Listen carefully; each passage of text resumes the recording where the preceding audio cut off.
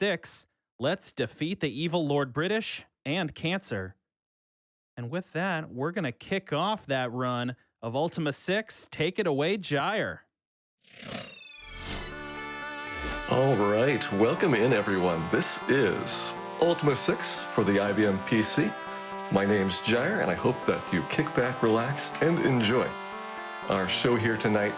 Kyle, I got a couple of questions for you before we get started. First up is going to be, what is the name of our hero of Britannia today? Let me refresh it because it's a $5 difference. We want to make sure we get it right. Wow, coming in at the last second with $505 is Blackthorn. Blackthorn. Awesome. Blackthorn's a famous figure in the Ultima series. You last see him in Ultima 5 when he tried to kill Lord British unsuccessfully. Hopefully tonight we will get to bring him to justice. Is that true? Kyle, do we get to kill Lord British today? It is true. We will be killing Lord British. Awesome. I am very much looking forward to that. Let's go ahead and get our name in there. And Lord Blackthorn would be his best portrait. I'm going to go...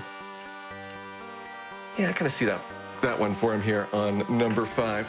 Now, you may be able to hear from the way this game is played that while it does support a mouse, I'm going to be using a lot of keyboard inputs throughout here.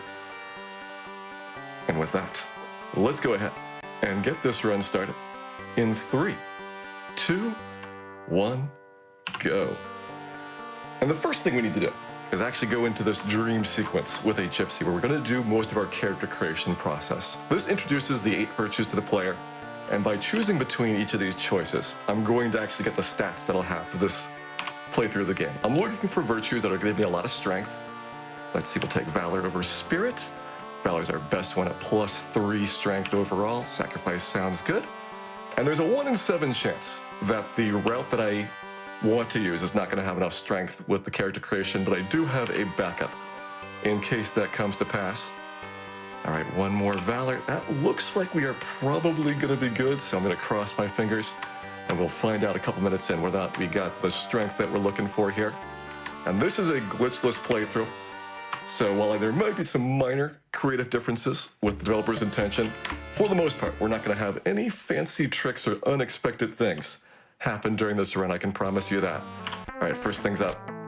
Let's go ahead and chat with our foe, Lord British. He's got to ask me a couple of copy protection questions. This was really common back in the early 1990s. So Hillis, produced by Wizardry, Trolls Lacks Endurance, Reapers of the Rhythm of Enchantment. All right, we've been authenticated as legitimate owners of this game.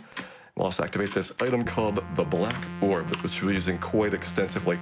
I'll talk about that in a little bit. But first, let me go ahead and relieve myself of some of these NPC companions. They're very loyal.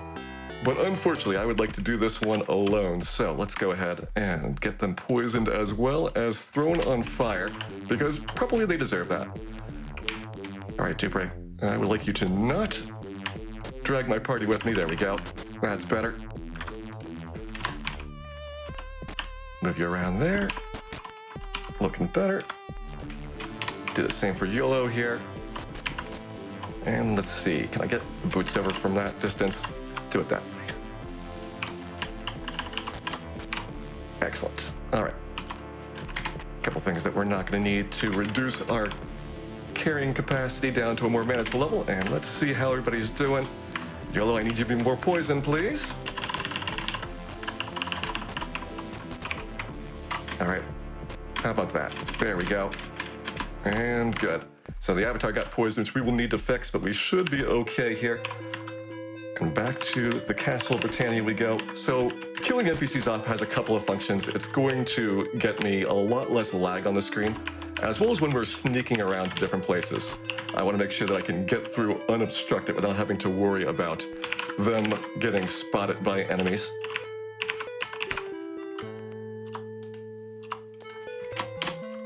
Go ahead and drink that so we're not poisoned anymore. Confirm that we're good. Yeah, looks like we're fine.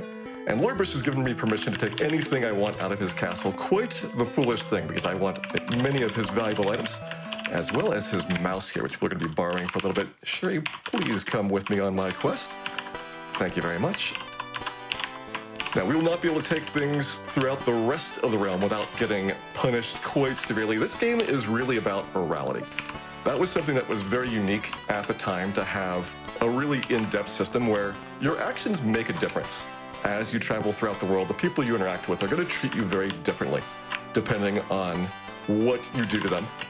And throughout the early part of the main storyline, we're going to be finding the 8 runes of virtue here, which Lord British has not done a particularly good job of hiding them here. In fact, you should probably not give your important magical items to 6-year-olds if you want them to stay safe.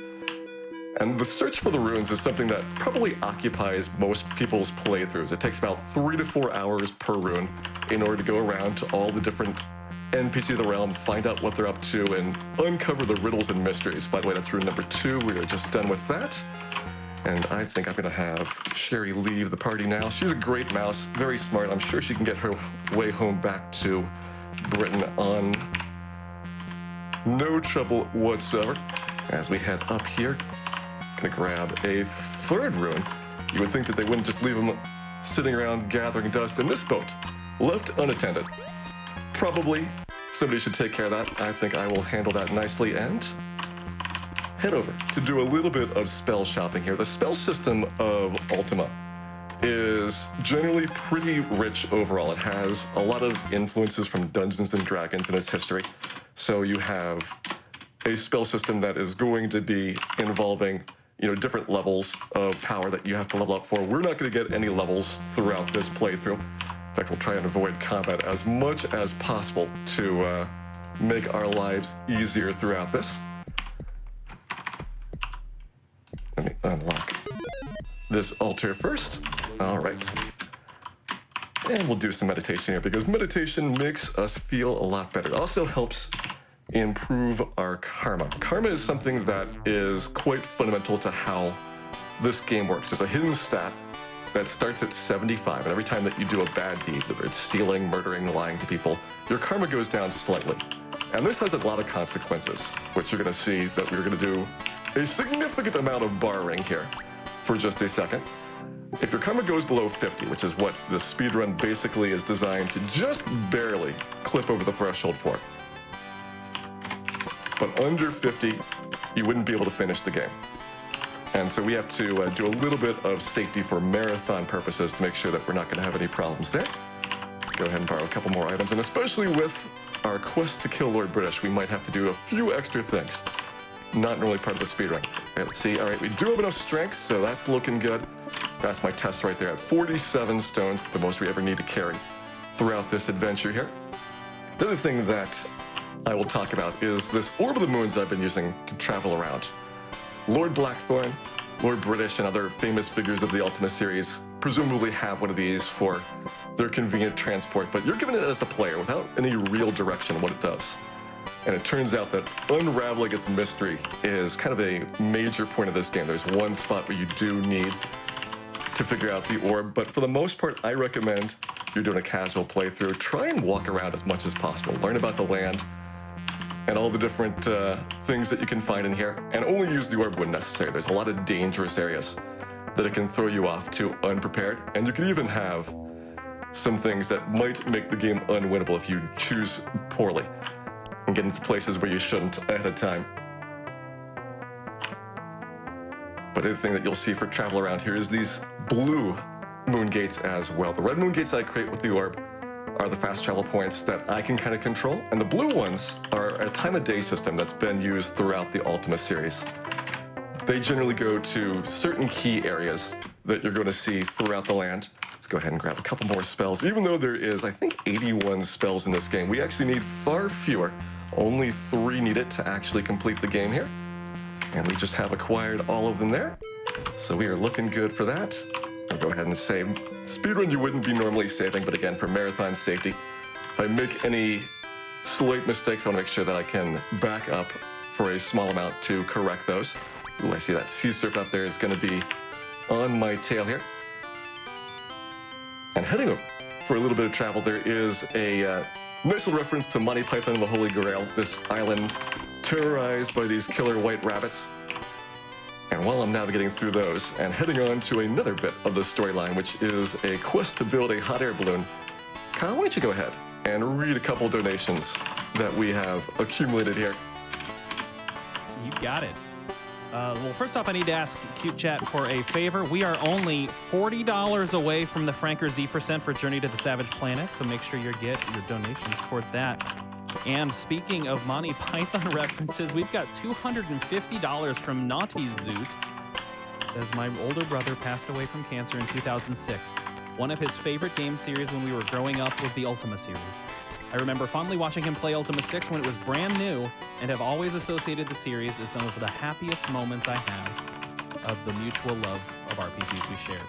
I remember it being a quite longer game, so I'm excited to see how it gets demolished.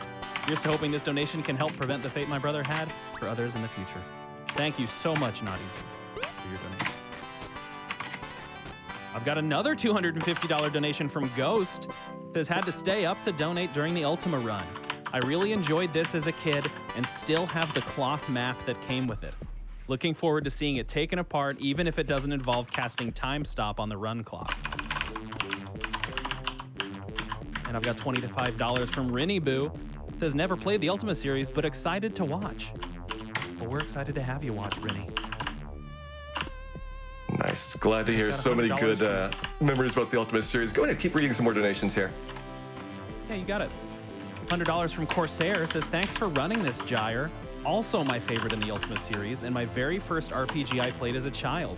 It took me hours to get out of the castle. Thank you so much for that donation. THEKyleThomas gives $10 and says, the Ultima series were a staple of my childhood, and I'm super excited to see it played at AGDQ 2021. Awesome. Well, I'm definitely really excited to play this game. This is one of the ones that I did have a lot of nostalgia for. I picked up Ultima 6 shortly after it came out. Got a big collection of Ultima 4, 5, and 6 on 5.25-inch floppy disks. And those are fun memories of playing through these games. It did take a little bit longer, I think, than the speedrun does now. But I've had to do some crafty management of my invisibility ring.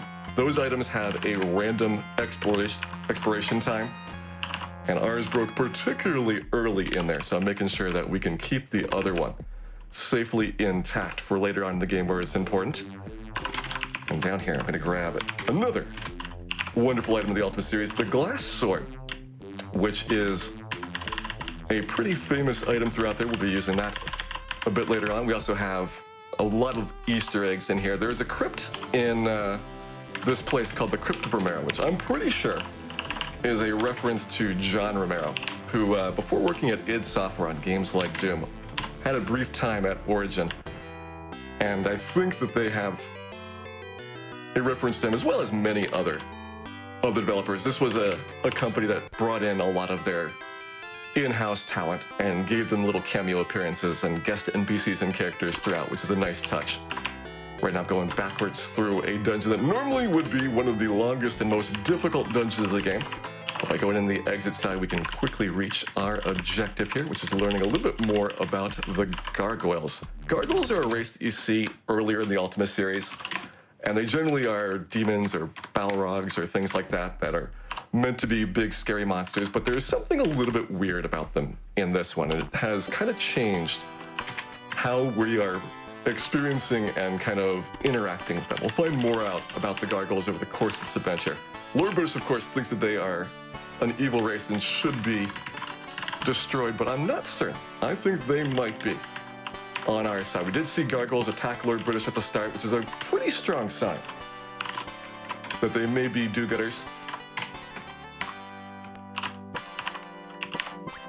And speaking of Lord British, as night falls in Britannia, it is time to go ahead and find out if we can bring the evil tyrant to justice. Lord British has been ruling over this land since time immemorial.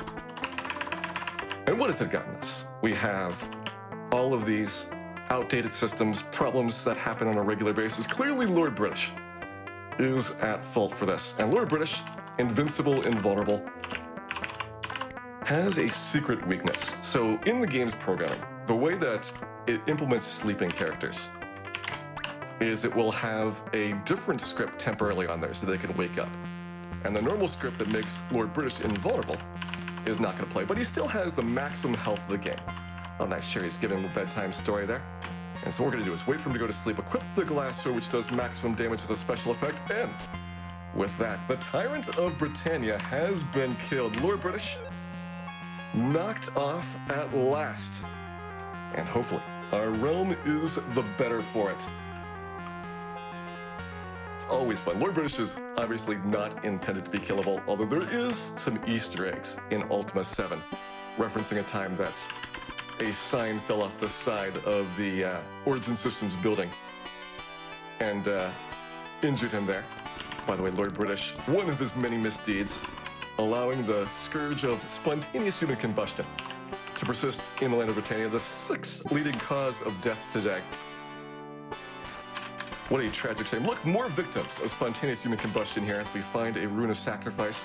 But you know who fights spontaneous human combustion? The Prevent Cancer Foundation. And Kyle, can you tell us some about the Prevent Cancer Foundation and the donations that we are getting from them today? Absolutely. We've got a $25 donation from Code and Data that says Franker Z% go. And we did meet that. So thank you so much for pulling that in here at the last minute. That is the next run. And we have $25 from Pavel Simazowski. Says Avatar, beware of the jesters, for although they amuse, they may also deceive. Storm Cujo gives $25. Says, as gamers, we have defeated minions, mobs, and bosses. Now we gather together to defeat cancer. Good luck, runners, and thank you to the tech team for making this possible. Go fast. You can hear by the keyboard tapping that we are definitely going fast right now. We've got $25 from Big People School. It says, excellent speed runs to start off what I hope will be an excellent year. Thank you to all the runners, the GDQ staff, and everyone else who came together to make sure that this amazing event can happen. And as Gyre mentioned, these donations are all going towards the Prevent Cancer Foundation. Their vision is to stop cancer before it starts. If you want information, check out pcf@preventcancer.org. I've got $108 from 8-Bit Beard. Great name, no comment. Thank you so much. Darth Acalia gives $25, says, I woke up extra early on the last day of my holiday, especially for my Ultima game. Super excited to see this run and donating because Ultima taught me that compassion is a virtue. Video games are teaching people wonderful things. Well, humility is also a virtue. We have actually picked up the last rune of virtue right there, so we're doing good on our main storyline. We have a couple more things to pick up for our big balloon quest. That is something that occupies another large chunk of the game here. And we are just about done with putting that thing together. The only final bit that we have, Lord British at the earlier parts of the game has sealed the moonstones in order to prevent them from falling into the hands of the gargoyles. We need to fix that because, of course, anything Lord British did probably is for nefarious purposes.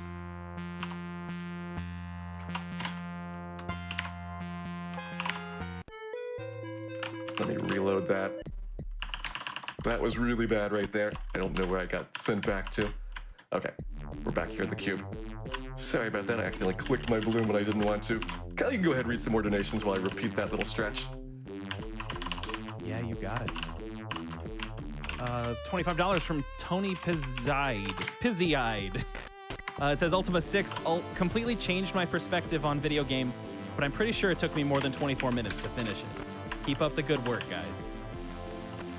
I think it took most people more than 24 minutes to finish it. Just a little bit on the average one. And I've got $25 from Norwegian Legion. It says GDQ's and PCF's efforts in preventing cancer is a shining beacon of hope in the current times. Thank you all for everything you do. Well, thank you, Norwegian Legion, for your $25 donation, and to everyone watching and participating in AGDQ 2021. Got a $25 from Mike Free. It just says, let's keep it going. Hype! Definitely, and now we are back to where we were. You can read a little bit more donations out here while I'm doing this, but keep up those donation trains and keep going for those incentives we got coming up. Lots of nice games in the near future here. That's That's right. We've got $25 from Thawed. This is interesting. He says, fun fact, I know a fair few characters mentioned in this game in the real world. Lolo is a real crossbow maker whose work has appeared in museums and TV shows. Shamino is another alias of Lord British. And Tivar Moondragon, who appears in this game, or at least in most Ultima series, sadly lost his battle with cancer this year. This donation is in his honor. And jumping back into our storyline here, we finally have made our way into the Gargoyle realm, where we find out that, in reality, these were not the evil creatures we thought they were, and they tie into the events of the early parts of the series. In Ultima 4, as part of the quest of the Avatar, we went into the Stygian Abyss and got this item called the Codex of Ultimate Wisdom. And taking that artifact out evidently has destabilized the Gargoyle realm, so it was all a misunderstanding. When Lord British panicked and started a war against the gargoyles, that was, in fact, something that we now need to correct. And we have a couple of magical artifacts to go and do that with. One of the things that I haven't talked about much over this is that this is the first Ultima game with a flat overworld map. You don't have any of the side areas and little castles to go into. It's all one big expanse, which is a really big technological innovation at the time. Something that was very impressive compared to a lot of games of the era. And one thing that really got me into this in the first place, because you could actually go and explore. You just start walking in any direction and come across different sites. It made the game have a lot more realism in terms of the layout of the towns. You know, are you a rural city? Are you a suburban city? Do you have a nice big metropolis?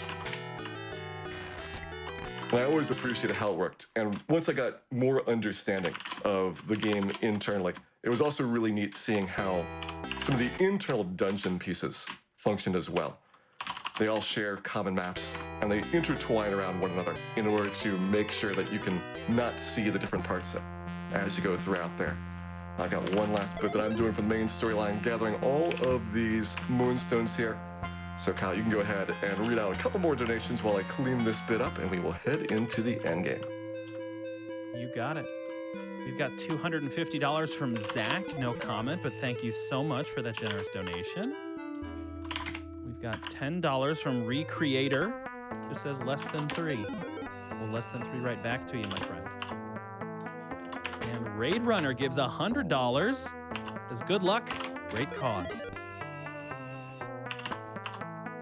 AA Ron gives $25. Says my sister beat breast cancer twice 7 years ago. I'm happy to say I DJ'd her wedding Saturday. What a wonderful story. Thank you for sharing, AA Ron. And Noxious Wolf 13 gives $25 and says, Hark! Is that the call of Adlib I hear? Loving the Ultima run. Here's to you from Australia. Awesome. I love the music in these games as well. The sound effects and graphics for this was a really well done bit as well. When this game first came out, it was pretty uncommon to have a sound card. And so I started off with the bleeps and bloops for a long time and didn't get to experience some of the really neat game sound until playing this on some of these collections that are available now. GOG.com has the Ultima series off, usually for $1 or $2 for each of the games when they're on sale. Highly recommend you check them out if you are excited about these. And I also will do one small additional thing. Since we did kill Lord British, it is only fitting that we bring him with us to the ending of this game here. So I'll go ahead and make our last bit of quest items. If we're not killing Lord British, my best time throughout this is about 17.5 minutes. I think that can come down probably to about a 17-15, but would love to see more ideas for routing and people interested in the Ultima games in general. Go ahead, try it out. All right, so we have one Lord British on the throne of sacrifice here. Go down, put our decorative lenses in place, our vortex cube, and with that, Ultima 6 has been completed. We have made it to the end and blasted the Codex of Ultimate Wisdom, as well as, hopefully, cross your fingers, is Lord British truly dead? No! The corpse of Lord British, zombie Lord British, has arisen from the grave once again. I was hoping that this time we would have put him down for good, but maybe in the future, someone will do Ultima 7, and we will have a chance, once again, to take out Lord British. And as we go through here. I'm going to give a couple of quick shout-outs. First out to Squibbins, who is a big runner of the Ultima series. Squibbins works extensively on all the Ultima games, including the routing for Ultima 6. She currently is doing a randomizer for the Super Nintendo version of Ultima 6. I recommend you check it out. I also want to give a shout out to Richard Gyre, who for 40 years has been involved in this series and still has a lot of passion with the story and the players that got connected. The nostalgia for the game is really tremendous, even today. If you tell Richard Gyre that you have beaten an Ultima game, he'll often tweet back at you and congratulate you on the playthrough, as well as offer some words of wisdom and advice throughout there, assuming that he's not in space, of course. And here today, as we have the conclusion of Ultima 6, which we have beaten in but a single in-game day. I hope you enjoy the show. Once again, I am Gyre, and please enjoy the rest of Awesome Games Done Quick. See you around, everybody.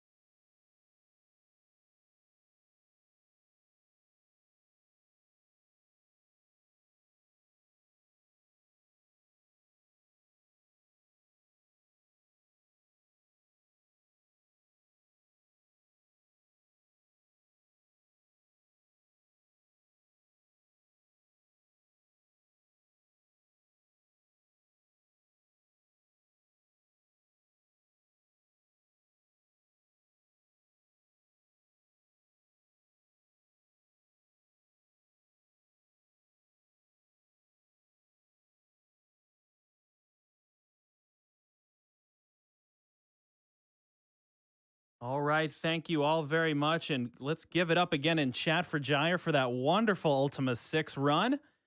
I have been THEKyleThomas. This is the end of my hosting shift.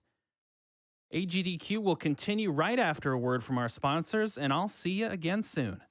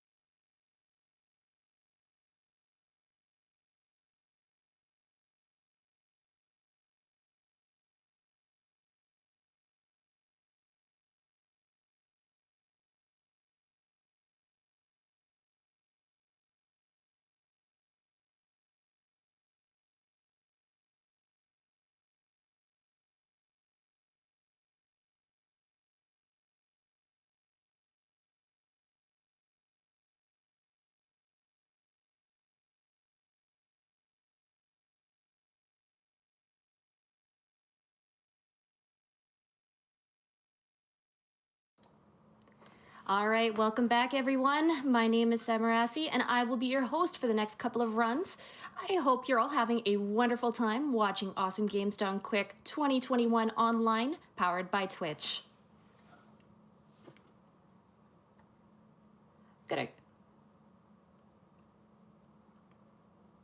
I've got a $25 donation here from Rogue Maker.